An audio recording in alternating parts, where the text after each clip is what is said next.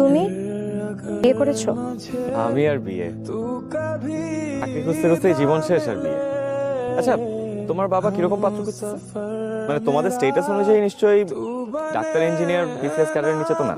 তুমি জেনে কি করবে? পাত্র খুঁজে দেবে? আর না না, জেনে রাখলাম আর কি। না, সব মেয়েরা না স্ট্যাবলিশ ছেলে খোঁজে না, আর টাকাওয়ালা জামাইয়ের পেছনেও দৌড়ায় না। আমি একটা ইন্ডিপেন্ডেন্ট মেয়ে, নিজের কাজ নিজেই চালাতে পারি। আমার জামাইয়ের টাকার কোনো দরকার নেই। বাবা, তোমার দরকার নেই বুঝলাম, কিন্তু তোমার বাবা কি রাজি হবে?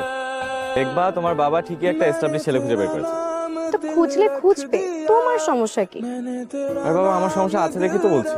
তোমার যদি এত সমস্যা থাকে তোমার বাবার সাথে দেখা করো, দেখা করে বিয়ের প্রস্তাব দাও, সাহস নেই। মানে ওর কাছে বিয়ের প্রস্তাব নিয়ে যাবো? তুমি কি গাধা? কিছু বুঝো না? একটা ছেলে এত বছর পর আমাকে তার সাথে দেখা করার জন্য বললো, আর আমি তার পেছনে হুড় করে চলে আসলাম। এর উপর আমি এতবার তোমাকে বললাম আমার টাকাওয়ালা জামাইয়ের দরকার নেই, আমার স্ট্যাবলিশ ছেলের দরকার নেই, সবই আমি বলবো, তুমি কিছু বোঝো না? আচ্ছা, তোমার আর কিছু বলতে হবে না, যা বলার আমি বলবো।